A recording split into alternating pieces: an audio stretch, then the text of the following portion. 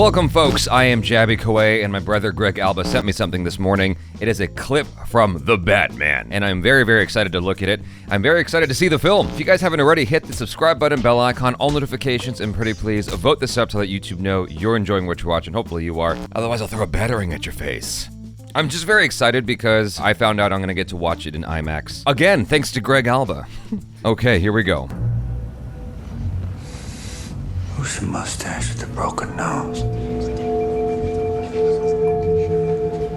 It's Kinsey, narcotics. He's one of the guys that got into it with at the Iceberg Lounge. What are you saying, Kinsey moonlights for the penguin? All right, moonlights just a cop.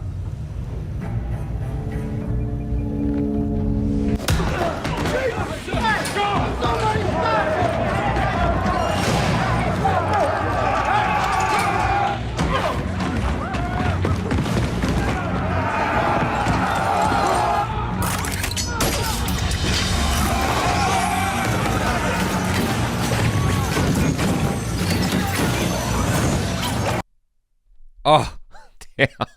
You know what I liked about that? It feels like a person actually doing this. I don't know if there's any other way to phrase it. It feels like someone who's actually going, because you know, there's such a mystery around Batman, generally speaking, where he just sort of disappears mid-conversation. Oh, and blah, blah, blah, blah, blah. Oh, he's gone. I'm sure there'll be some of that here, but in this instance where you see him running down the hallway, it feels very raw. There's something just different about it because I don't think I've ever seen a scene with Batman. I mean, I've seen him running from the cops before. We saw like an instance of that in Mask of the Phantasm at the construction site, and you know, they're like shooting at him and there's an explosion or whatever and Batman's bleeding. But we've never seen him running away from the cops in a police station, getting away from them that way, at least not to the best of my recollection. And I've never seen him hit Commissioner Gordon. Let's watch that one more time. Who's the mustache with the broken nose?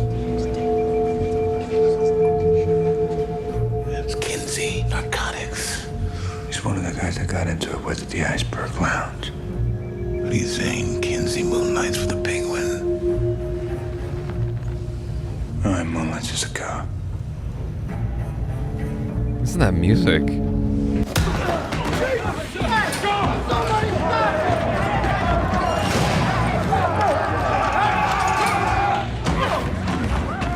Like this, you've never seen that before.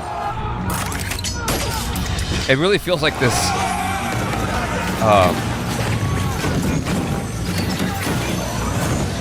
you know what it is? It feels harrowing. There's this strange thing with the previous Batman films where it's almost like there's a sense of invincibility to him, even though he's not, even though he gets injured, especially in the Dark Knight trilogy, like you see his body, he gets injured, but there's a sense of invisibility to him while he has the cape on. Whereas here, there's something vulnerable about him. That simple shot of him running through the hallway, desperate, urgent, in the expression in his face, there's something about that that feels very human, that I don't think that we've experienced with Batman before. Maybe I'm projecting way too much and giving way too much credit to this, but that's the sense I got. It's just more visceral. There's something visceral about it. I like the little whispery conversation between him and Commissioner Gordon, it being underscored by the very like quiet music initially, and there's like this tension building. There's this sense of all the cops wanting the Batman in that moment. I'm not sure if in this scene, the cops were just sort of waiting with bated breath to see what the result of the conversation was going to be between Batman and Commissioner Gordon, or if it was that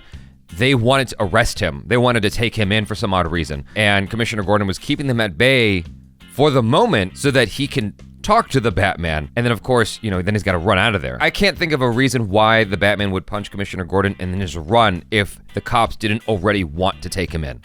They didn't really give us a whole lot here, but what they gave us was still cool. I like the performance of Robert Pattinson. I like the tone. I like the music in the background. It just has me even more excited. I guess another big thing to acknowledge in this clip that we've already seen in the trailers, the director of photography, the lighting in this, the cinematography, it just looks really, really cool. It has a very neo-noir sort of look to it, which is just Batman in general, but it seems even more emphasized here, even more than it was in the Dark Knight trilogy. In the Dark Knight, even though it was darker and it's all about how Gotham, you know, is this dark city and needs to be cleaned up, I don't know that I ever got the grittiness that I really needed about Gotham in the Dark Knight trilogy. Like, there was certainly dark stuff. The Joker, obviously, like, the Dark Knight is my favorite of the 3 films, and I think for most people. While we had villains that were cool, I liked Bane as well. While we had villains that were cool, I don't know that it ever felt gritty. I'm saying this as someone who loves the Dark Knight trilogy. This feels gritty, and we didn't even see a whole lot. I guess I'm also taking from,